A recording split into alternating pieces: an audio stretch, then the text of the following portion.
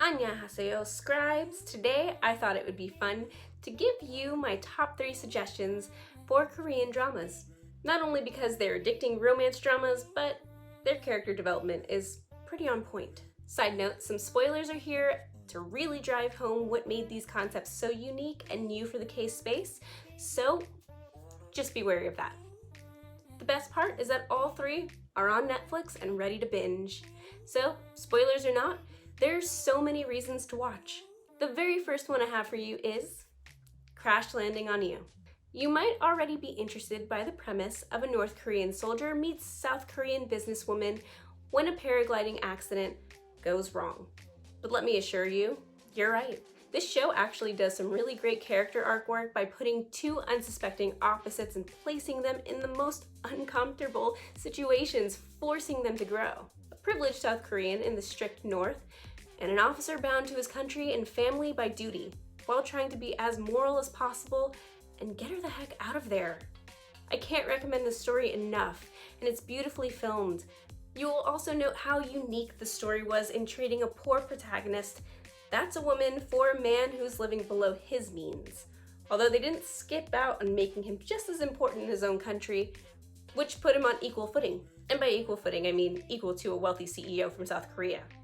That is usually a man in this case, but is a successful businesswoman who we follow.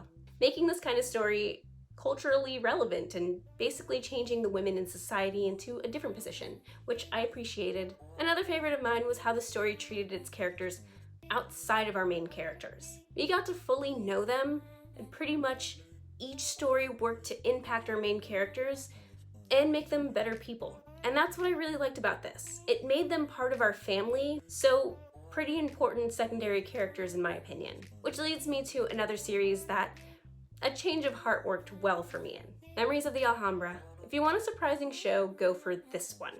Memories of the Alhambra follows a tech company CEO who's in search of an AR game creator who's gone missing just before selling the game to him.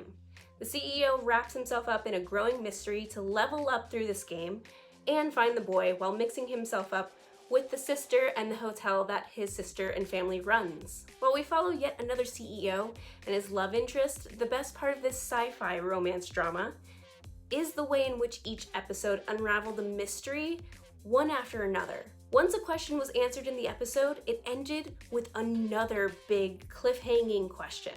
It was brilliantly layered, basically pieced out, most likely written backwards with all the main characters really layering in their stories over each other so that in the end, nothing feels like it was left out and everything is covered.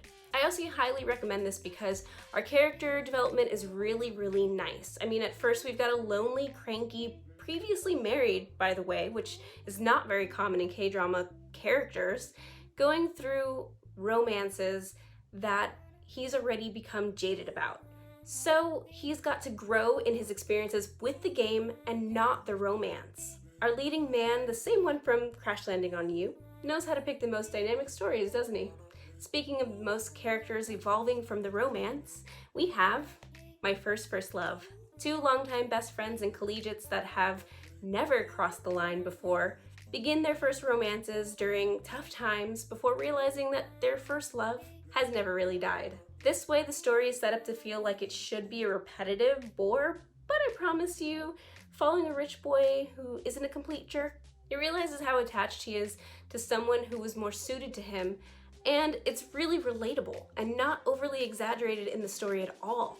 As a matter of fact, they both actually go and have their own romantic experiences with other people, and this subtly shapes how they view romance and love and find what's important for them as developing young adults. Their character development is what's most important in this series, and their world experiences drive their change, which is again not usually the case in K-dramas that usually center around the love interest changing them.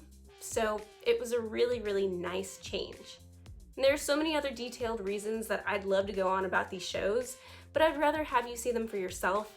And if you're looking for some more ways to take a break from writing, check out my next video about Twitch for writers.